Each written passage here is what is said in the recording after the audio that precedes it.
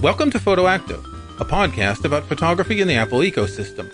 I'm Kirk McElhern. And I'm Jeff Carlson. This episode is sponsored by Take Control Books, ebooks by expert authors you know on tech topics you care about.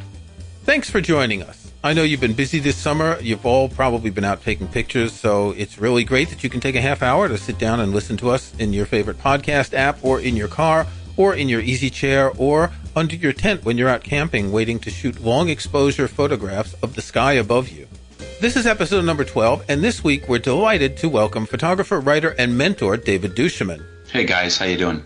I've gotten to know David duChemin recently because I've been taking one of his courses called The Compelling Frame that I started last year. And it's a very interesting course. It's videos, it's exercises, and there's a Facebook group with people who are taking this course and another course. And there's a lot of interaction between the students and David. And I wanted David to come on the show because one thing that we've said from the very beginning of this podcast is this is not a podcast about gear. And David has a sort of a slogan. I'll let you say it. Gear is good, but vision is better. Exactly. And that's kind of the way we think about photography. Neither Jeff nor I are gear freaks, though, you know, we have our share of gear. And what we're trying to do on this podcast is look at what is involved in taking good pictures. You did an article, and this is back in May, called Leaving Dafen, Dafen being a city in China where, if I remember correctly, people copy things all the time. And you said something interesting. You said, we're all trying so damn hard to blend in that we have no chance at standing out. And when you look at what people post on Instagram and other places today, so many of them look like they're just making the same pictures as everyone else. Yet your motivation in your courses and your blog articles, your videos, your books is to show people what they can do to make pictures that are personal. Tell us about your philosophy behind this approach to photography. Well, it's a good question. I see photography as a means of both exploration and expression. And I think, I got a lot of feedback from that article, and some people saying, well, you're saying, we should never copy. Is there anything wrong with the fact that many of our images are the same? And I think we all go through stages as creative people, as photographers, and there is a valid, in fact, necessary stage where we do copy, where we imitate, where we try things on for size. And I would never suggest that you rush that stage, but I think that if we stay in that stage, if we never transcend that and go beyond, I think we're missing out on an opportunity. The first stage is important to learn your craft, to get comfortable with the tools. It's necessary and always has been necessary for craftsmen to imitate the masters in any craft. There's sort of this apprentice stage. However, once you learn to use the tools, the next big question is, for what have I learned to use these tools? And that's this next stage, or one of many next stages, that is more about what do I want to say? What do I want to explore with my camera, and how can I do that? And for very few of us, long term, is copying the work of others really that satisfying? And I think even for those for whom it is, if you're nudged out of that comfort zone, I think you find a world of exploration. Photography for me is not just about making photographs. For me, photography is it's so much more than just making photographs. It's about experiencing life. It's about pushing us potentially out of our comfort zones, helping us see things and being more alive. And I think one of the ways we do that is not stepping in the footsteps of others and finding the tripod holes of others, but forging out on our own. I think it's important for us to have that personal exploration more than just getting yet another photograph on Facebook that has 1 million likes or looks like, the work of Ansel Adams or Steve McCurry or Sally Mann or whoever it is that we revere. But like I said, I do think it's important that we recognize there are stages, and you can't rush the first stage, and you shouldn't stay in it any longer than it's useful for you. Do you find a point at which you shifted from focusing on technical and craft to more of the vision aspect? Like, was there a point where you just felt comfortable enough with all of your gear and your technique and your skills that then you could sort of broaden into that, okay, I'm going to shoot my own path, essentially. Like, was there a moment, or has this all been sort of gradually bubbling in your experience? Yeah, I would say that it's the latter. It's a little bit like what if you've been out at the pub and you're drinking, and there is definitely a line between when you were sober and in your right mind and when you had one too many. Yes. I really believe that line is only visible in hindsight, that you look back and go, oh, that was the line, and now I'm over it. And I think that has occurred for me in photography. I've been doing this 30 years. And I don't believe that I can look back and say, actually, at the time, I certainly couldn't say, oh, I'm taking this, great next step. It has been very gradual and progressive because you learn a new skill. And then that skill gives you new ways to express your vision, and you struggle with it. And as you do that, you find, oh, I need this particular skill set. And you learn that. And that opens a door to yet another new way of expression. And it's a little bit, one step after the other. And only in hindsight do you look back and go, oh, I can see some of these milestones, but never would I have guessed that, in fact, at the time they were milestones. I think we're uncomfortable with nuance as photographers. I think it's like we want to be apprentices and get to this point where someone throws the door open and behold, now we are masters. And I think every day as we grow personally in slow evolutionary stages with the occasional odd crisis that takes us to the next level. And so I think that our craft and our vision similarly happens. There may be a few, but they're not as significant as that long, slow growth. I remember going to Haiti after I'd been photographing for years, kind of always wondering, what am I doing this for? I knew I didn't want to be a wedding photographer. I knew all kinds of things that I didn't want to do. It was only when I went to Haiti that I picked up my camera and went, oh yeah, these are the kind of stories I want to tell. This is the kind of change that I want to affect. And I had in that the first glimpses of what would eventually come, my sort of more mature vision. But I'm pretty sure that there are many more moments like that ahead of me as well, where I realize, no, it's no longer this, it's that. And then you kind of follow the hints and see where it goes. That's exactly why I asked, because looking back and being able to see those moments, that's one thing. But I think a lot of us are sort of looking forward and, asking that question, what is my voice? What is my vision? What is my style? And it's hard to look ahead and see that, because you're like, okay, well, am I a black and white street photographer? Okay, maybe I am. Or do I have like a specific look in terms of portraits, and, trying on all of those different possibilities before you run into like, oh, no, this is the Jeff Carlson style, whatever that is. And I have no idea what that is, and how gradual is that? Or, like you said, going to Haiti and having that moment of, like this is what fits. This is what feels good. Right. And I think that's an important consideration. I think the mistake that we make is in waiting until we have that clarity. And, when I discover my style, when I discover my vision, then I will go out and do that. And I think more often than not, it's a question of pick up the camera, you go play. And as you're playing, there's this discovery and you go, oh yeah, I really like that. Oh, that was unexpected. And there's this great article, and I've forgotten the name of the author, but it's made its rounds, and it's an excellent article. It's called The Helsinki Bus Station Theory. And it must be one of the only things that Petapixel has ever published that I think has any meaning to it whatsoever. But the idea is that so many of us, you get on the bus at Helsinki bus station, and all of the buses leaving that station for the first few hundred meters or more have a very similar or exactly the same route. And you learn a certain amount of things, and it's only as those routes branch off and you go further and further down that you further and further explore or discover what your vision might be. And I think if you get off too soon, I believe this is part of the point of the article, if you get off too soon because you don't think you know where it's heading, like you look out the window and all the buses are going in the same direction, you're like, well, I got on the wrong bus. So you get off, you go back to the beginning.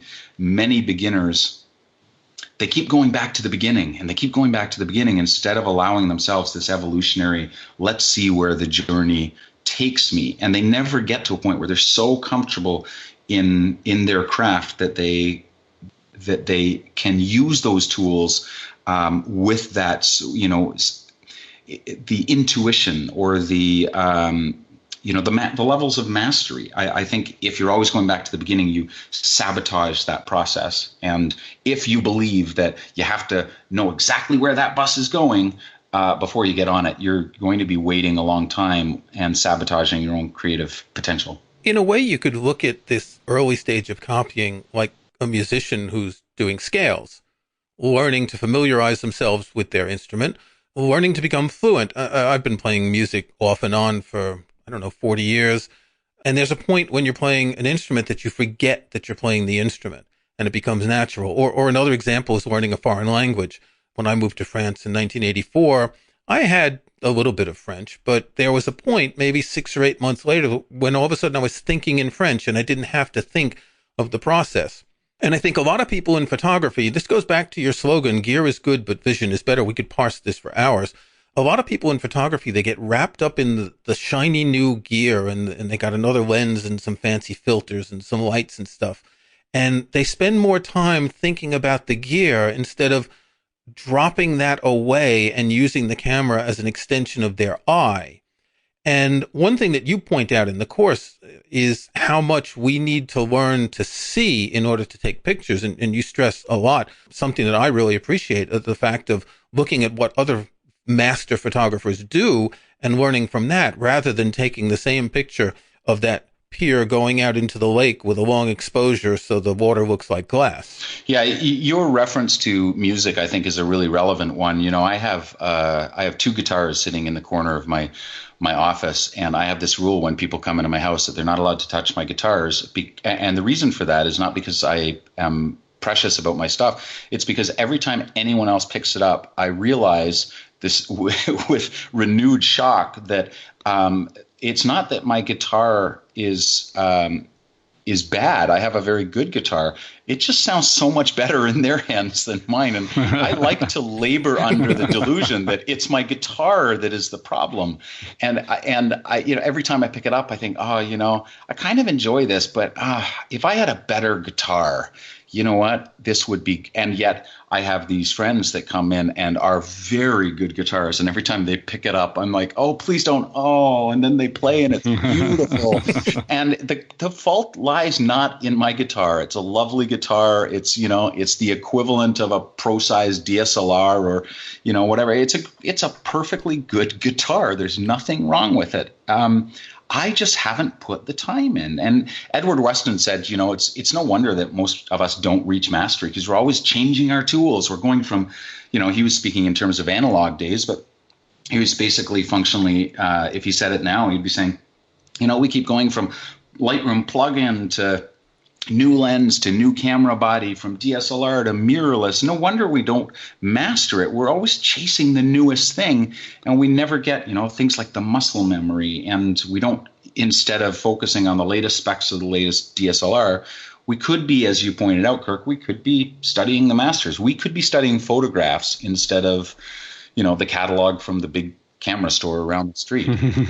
Most photographers I know, oh my gosh! Oh, tell me, B&H sends me one every 8 weeks, if not more frequently. And not only is it a terrific waste of paper and resources, but most photographers know the B&H catalog better than they know, the body of work of 12 great photographers, or even their own work. They don't study their own work. They just have kind of concluded, like I have with my guitar, that there's clearly something wrong with my tools. Okay, this is really interesting, but we need to take a break so we can talk about our sponsor. We'll be back in 1 minute to talk more with David duChemin.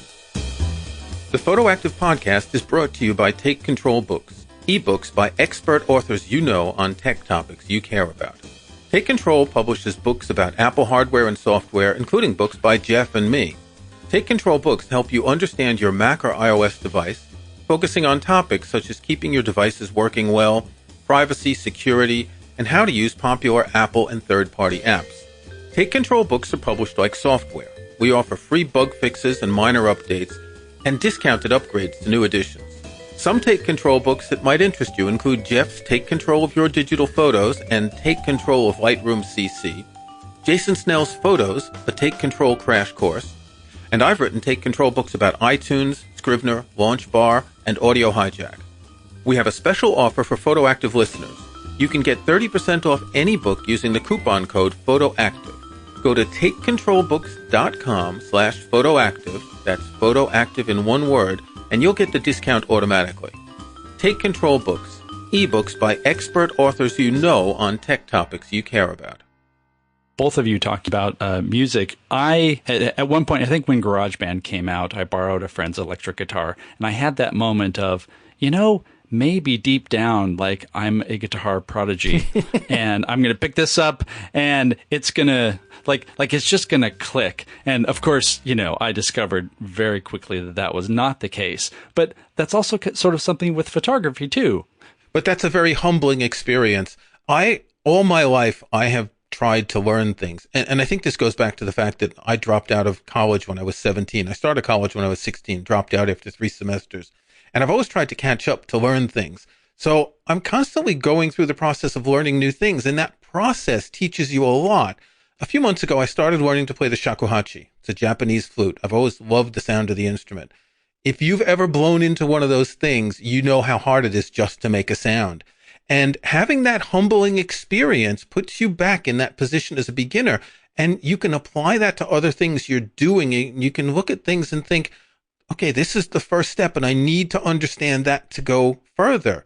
One of the problems with photography, I think, is that either people don't use their cameras at all, they point and click, or they spend too much time, gotta shoot manual, gotta figure out the exposure triangle and all this, and they get so obsessed.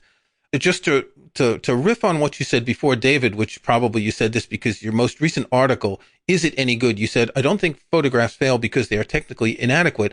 I think they fail because they have nothing to say, and that's not the fault of the photograph or the camera. People are so obsessed with the techniques and the technology. And again, to mention your course, you're teaching composition. You're teaching how to see and how to put things in a frame and how to work with light and colors. And it's not rules, it's principles. It's all very fluid. You don't really talk about gear at all in this course, in fact. No, not at all, because everything in terms of the visual language, with some notable exceptions that rely on, for example, a really long shutter speed or a 10-stop neutral density or an intervalometer, all the stuff that I don't do. Someone asked me the other day how to use their intervalometer. I can't even spell intervalometer. I haven't the foggiest idea, so I defer to better voices on that stuff. But all of the visual language stuff, for the most part, can be accomplished on an iPhone. It can be accomplished with a sketch pad even. It's so fundamental, things like contrast and juxtaposition and line and shape and repeated elements, those things. And, you ask a photographer about their sensor and they will use all kinds of big words and tell you about Bayer arrays and, things. Anti-aliasing filters. Oh my God, my eyes just kind of roll into the back of my head. And yet you say, well, explain to me why you think that this photograph works.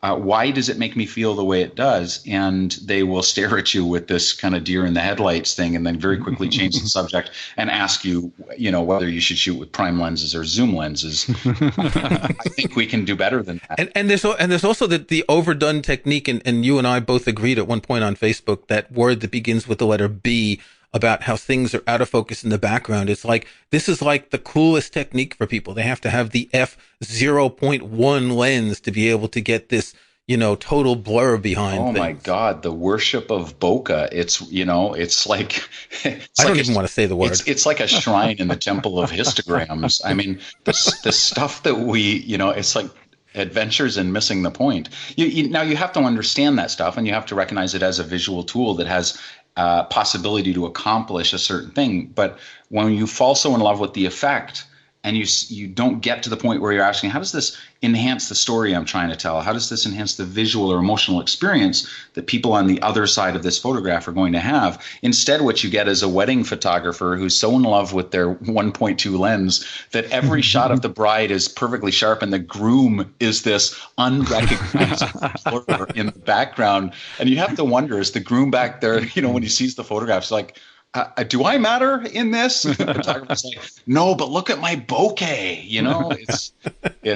And again, I don't mean to be totally dismissive, but I just think we can do better. I think we can take all of this stuff that we're so in love with, the effect, and we can ask, great, now that I'm past that sort of infatuation, how can I use it or not use it to accomplish a certain thing? And every technique has that. I mean, just because I don't geek out on bokeh, doesn't mean that I haven't, we all have, I have overused vignettes. I've overused starbursts.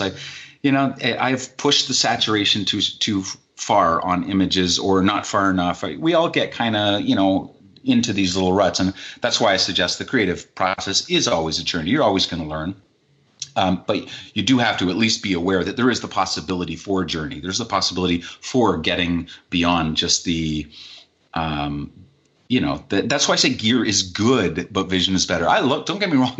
I within probably within 10 feet of me right now, or 3 meters for the rest of the world, I can touch a dozen cameras. I can see 2 Canons, 2 Nikons. I can see a Hasselblad, 3 Pentaxes, a Polaroid, and those are all the cameras I'm not using right now. There's a Leica behind me, and there's a box of Fuji gear. I can geek out with the best of them on some of this stuff. But they're all just tools. They all serve a vision. Much as I love to play with them in my hand, it's the photograph that I'm truly in love with. It's the process of making them that I'm truly in love with. One of the things about photography today, though, is it's so easy to take pictures. It's so easy to share pictures. We're inundated with pictures. And people take pictures and dump them on Instagram and dump them on Facebook, and people either like them and they get really happy, or no one likes them and then they wonder what's wrong. But it's very hard to actually get critiques. And I mentioned earlier the Facebook group that you set up for your courses. Being someone with experience of Usenet forums, I am amazed at the quality of interaction and critiquing in that group. I think you've just attracted people who are not loonies, and it makes it a lot easier. But the ability to talk to other people who are maybe at a stage ahead of us, maybe at a stage behind us in the photographic journey, and to hear what they think and to hear the questions that they ask. Why did you take this picture? What if you cropped over there? What if you lightened this? This, I think, is one of the most important things in photography. And if people just take pictures, put them on Instagram, they don't get any of that. Yeah, I completely agree. I think that the most helpful critiques are those that come as a result of conversation.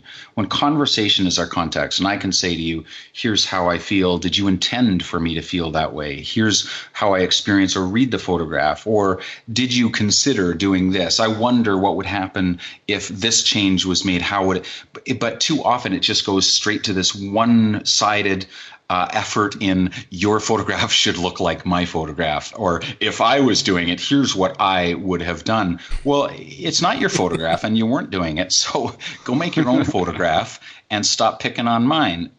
It's not truly meant as a gift to the other person when we say, let's actually talk about it. Let's really explore it, and know that the end goal is not consensus. The end goal is not that we all come to agreement and we take a vote, and that even the end goal is not that everyone like your photograph, but that it accomplishes the thing that you set out to do. And you mentioned, Kirk, at the beginning of this thing, the article about, is it good? We're all so concerned about, is it good? Well, it's almost a meaningless question, because there are a million ways in which a photograph can be good. And if we can get to that, for example, if a photograph succeeds for me because it is mysterious, then the question really of the photographer is, hey, is this photograph mysterious? Well, now we've got a place we can start from. Does this photograph give me a certain feeling? Does it communicate a certain kind of information, a certain kind of story? It may be very good technically and do none of those things, and Facebook could take the vote and say, yes, in fact, it is a good photograph. And yet it doesn't satisfy you because it doesn't accomplish the thing you set out to. So I actually am the next book I want to work on takes this as its premise and say, well, what does in fact make a photograph good? What are the things in a photograph to which we respond that might make it good in however many different ways that might occur? Does your experience doing stand-up comedy in any way help you be a photographer? I think it really does. I did 12 years of comedy, and what it does not do is make funny photographs. God help me, I have tried. I adore Elliot Erwitt, and I think he has such a sense of juxtaposition. And the word wit is right in his name, for God's sakes. Exactly. It's almost too perfect. And I cannot, for the life of me, make a funny photograph the way that he can. But when I set out to do comedy, I sat down and said, what makes people laugh? What is comedy? How can I write a joke that makes people laugh? Because I wanted to get to the heart of it as quickly as I could. And I think that ability to parse things out, to take it apart and look at all the moving pieces, I have applied to photography, and that has helped me. So the fact that I had to be very intentional about comedy, the best comedy, yes, is spontaneous, but it's also stripped of all the unnecessary stuff. You edit the fat out, and because if you're just going on and on and on and never getting to the point, Seinfeld is a master at this. Not the Seinfeld show, which I couldn't abide, but his actual stand-up is really fantastic. It's very tightly written, and he has more laughs per minute. And comedians actually count their laughs per minute. They're a really neurotic bunch. But they do it so that they can strip out anything unnecessary to get to the funny. And I think the most powerful photographs also do that. They isolate, they get to the point. They know that a photograph can only do one thing really well, and they don't try to do three things. And I think that ability is something I learned in comedy. So we're awash with images. They're all over the place on TV and movies, Instagram, Facebook. Everywhere we look, there's images. And people who try to take photos, I think, in any creative experience, you can only learn by people who are better than you. In your course, you talk about studying the masters. Can you maybe just mention for our listeners 2 or 3 photographers that you recommend that people study to understand what one can do in photography, and that aren't these staged photographs like Annie Leibovitz, which is wonderful, but this isn't something that most people can do. And if it is, it's certainly not something that most people want to do. I prefer the spontaneous. I prefer, as I mentioned, I love Elliot Erwitt, and I'm quite sure that there are a number of his photographs that were staged and are contrived. They don't lose any of their life for me. But I'm sure he must have staged that one with the dog jumping next to the guy's legs. There's no way that could be spontaneous. Or he just encouraged the dog to keep doing it until he finally got it. But there are some, he's got one of a painting class where, he's flipped the roles and there's a fully dressed model and all the painters or all the students are naked. Clearly that is not something one just stumbles upon. Nevertheless, I love Elliot Erwitt, so he would be a first one. I have an unrequited love affair for Ernst Haas. I think he is just absolutely spectacular. His book Color Correction is wonderful.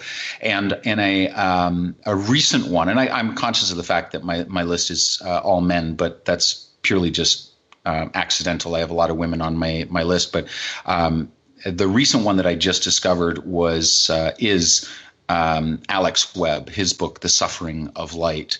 And that book for me has just been staggering in terms of what I learned from it. I love his work, but it's challenging. I look at it and go, I would never see like that. But you know what's funny is that the more you look at stuff like that, the more you do see that. Seeing is something we do not with our eyes, but with our minds. And it's really a matter of recognition. The first time you see it, you're like, I would never see that.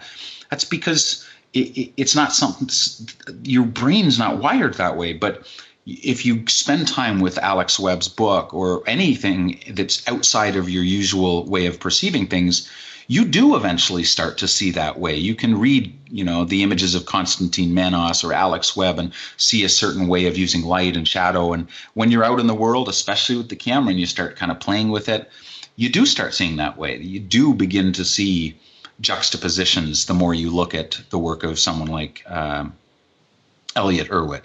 So I think there's great value in studying the masters. And I'm always, if there's, well, I don't get a lot of visitors to my house, but the UPS guy and I are like best friends. He is always here with a new box from Amazon. And every time someone says, oh, you really need to see, the latest one, someone said, you got to see the work of Win Bullock. And I looked up Win Bullock, and he's got a book called Revelations. And I thought, I'll give it a try. I can't believe I've gone my whole life without knowing this guy. And every time someone says that, unfortunately, my bookshelves are getting so big that I have to now I have to get the UPS guy to make an IKEA run for me or something. But that, to me, if there is a point in our craft where you need to stop spending all the money on the instructional stuff and just start really studying photographs themselves. It's important at the beginning when you're playing guitar, you watch the tutorials and you learn how others are doing it in a very granular technique based way. But at a certain point, you need to stop with that when you've got to a comfort level with the language, and you need to start studying why songs work and why, for the love of God, everyone always seems to play Stairway to Heaven. Why does that song work so well, whereas so many don't? As photographers, we need to study our language, and one of the best ways to do that is just to study and appreciate and celebrate the work of others, not with an eye to, how did he do this necessarily, but just to absorb, just to see the language in use and go, oh, I get that. I never imagined using light or shadow, or look at the way the repeated elements work in this. That for me has been one of the biggest revelations. David, I want to thank you very much for taking this time. This is incredibly inspirational. There will be plenty of links in the show notes to your website, to your courses, to the hats you sell, because you now sell hats, to your YouTube channel. Well, we don't sell hats yet. We want to do T-shirts, not hats. To your YouTube channel. You haven't done any YouTube videos in a while, but your YouTube videos are generally quite inspirational. And your new book, Pilgrims and Nomads, and all your other books. I don't know how you find time to do all this. So maybe you need to take a little bit of a break and relax a little bit, and then go out and shoot some more great pictures. Thanks, David. Yeah, you're very welcome, guys. Thanks so much. So it's time to talk about our snapshots this week. Jeff, what do you have? So in talking with David and thinking about photo books and going out and taking a lot of the remarkable photos that he does, I am going to actually introduce a book, a printed photo book. I know this is not my role, but it is now. The book is by Steve McCurry. It's From These Hands, A Journey Along the Coffee Trail. And I know we're going back to coffee too, but it's a great book, largely of portraits, but basically he traveled through all the different coffee regions, Central America, Ethiopia, just talking to people. Mostly it's a lot of vibrant colors, because you have some of these, really rich areas, rich cultures. And it's lovely if you're at all interested in portraiture, really. I mean, coffee is just the framing device. There's not a whole lot of actual coffee, but it's a nice glimpse into where coffee comes from and the people behind it, which oftentimes gets lost. How about you, Kirk? Well, I too have a book, coincidentally. It's not a book of photography, and actually doing David's course and then discussing with people on Facebook and the group and everything, and thinking about studying the masters, I realized it's not just the photographers we should study. There are also artists that we should study. And there's a type of art that I've always liked. It's these Japanese woodcuts. So I recently bought a book of Hiroshige's 100 Famous Views of Edo. Now, you've certainly seen at least one of these, the picture with the bridge and the people with the horse carts going over the bridge. Very well-known picture. These are 100 woodcuts, and they're all in portrait mode, so they're all taller than wide. He has another set which is all in landscape. And as you look at these things, woodcuts are very different from paintings. The usage was different. And the compositional techniques are very similar, having items in the foreground with a distant background, maybe having something right in the foreground to get in the way in certain ways, the leading lines, the angles, the lighting and all that. I'm just leafing through this book now, and as I look at these pictures, so many of them could be well-composed photographs. And of course, there's no such thing as a well-composed photograph. It's a well-composed image, and photographs and paintings and woodcuts, they all follow the same sort of principles. So this is also a very attractive book. I mentioned Taschen earlier, the publisher of the book that David mentioned. This is also by Taschen. It's published like a Japanese book, sewn in a certain way, and accordion printing, so the pages are actually folded. A little bit complicated, but if you've seen one of these Japanese books, you know what it is. It's a fairly large book. It weighs a couple pounds, and it comes in a case that closes it. It's an attractive book, but it's not very expensive. So if you want to look at some composition of things that aren't photographs, this is an interesting thing to do. So it's Hiroshige's 100 Famous Views of Edo. Thanks for listening to Photoactive. You can find show notes, including any photos we discuss in the show, at photoactive.co. That's photoactive.co. We couldn't afford the M. You can subscribe to Photoactive in your favorite podcast app or in Apple Podcasts. See the links on our website. And think about leaving us a rating or review on iTunes or in your podcast app. Don't forget that you can get 30% off any purchase at Take Control Books with the coupon code PHOTOACTIVE. Go to takecontrolbooks.com/photoactive. That's photoactive in one word, and you'll get the discount automatically. Until next week, thanks again for listening.